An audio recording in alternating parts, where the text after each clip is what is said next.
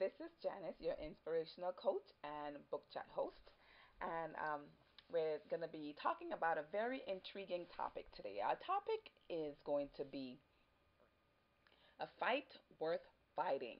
And our subtitle of that, because we're going to have it in different segments. So, our first uh, segment is going to be my sharing with you various tips and encouragement based on some proven strategies.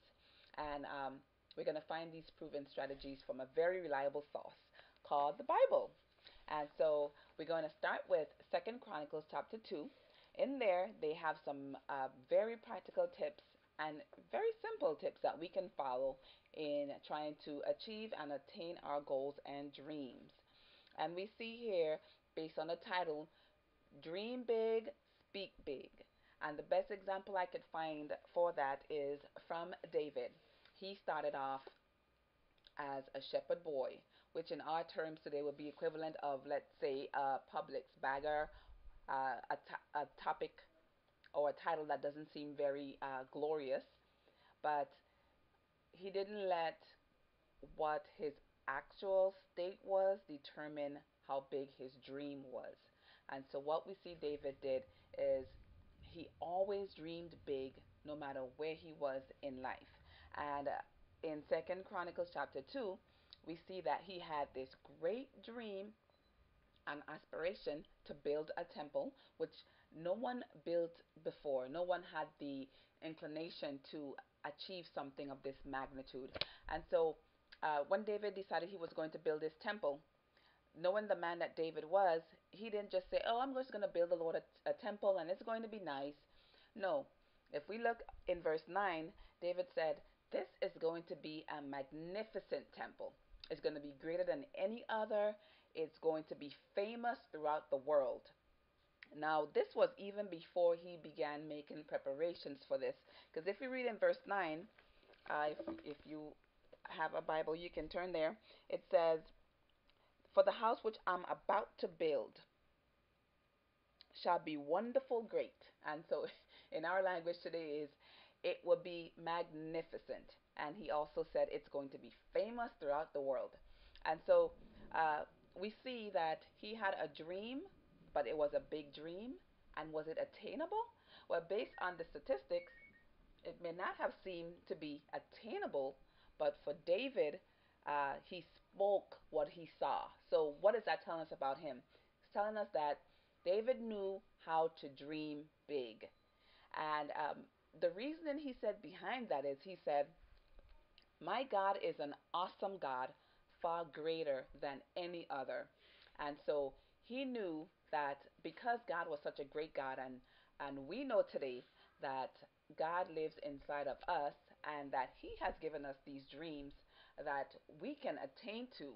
And so we know that he wants it to be great because he looks great when we look great. So we know that he would like us to have big dreams, attain those dreams, and he'd love to help us with those dreams. So one of the ways um, he can help us with that is by giving us examples. And one of the examples, as I said, is we looked at David and we noticed that what he did is he spoke, because as Jesus said, "You shall have what you say," which means whatever you say, you're going to have. If we can look back and think of a dream that we had, for example, I know I had a dream when I was in high school to go to college, major in business, and because I had that dream, when someone asked me what was I going to do, I told them exactly what I was going to do.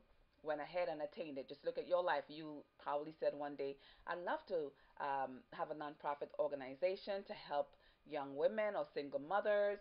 And today you have attained that dream and that goal, or you're in the process of preparing to attain that dream or that goal, or you have a goal to have an established family, have a great marriage.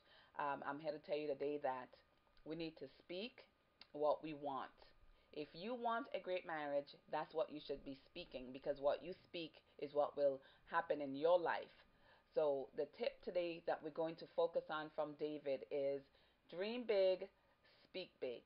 He spoke exactly what he wanted. We have one more example, time for one more example, and we're going to use the example of Moses, another great guy who had a dream that was far surpassing many dreams, to lead millions of people into into liberty, free them so they can live their lives and live their dreams as they pleased.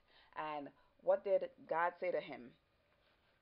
So we're going to turn to Deuteronomy chapter 2, and he said in verse 24, God said to get up, take your journey, cross over the river I have given you. And the key there in that verse that I love is he said, behold, which means to look. And when you look it up in the Hebrew, it's from the root word ra'ah, which means to see. So God told them to rise up and see the land. This was before they even began to go into it, because it says later on in the verse, it says, begin to possess it, which means that they did not begin to possess it, but God told them to see. I have given you the land. So God wanted them to see it first. And then after they saw it, they could begin to go towards that dream and go towards that goal.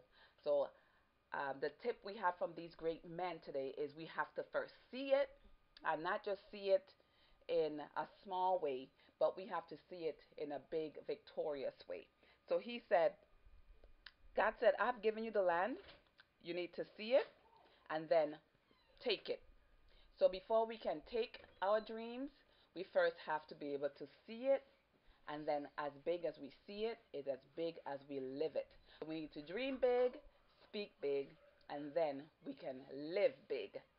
So this is my tip today from a very reliable source, the Holy Bible. And so we can learn a lot from there. And I'll see you next week for part 2 of how to prepare for that great dream or that great goal that you might have. And we know that you're going to be great because God is great. And I'll see you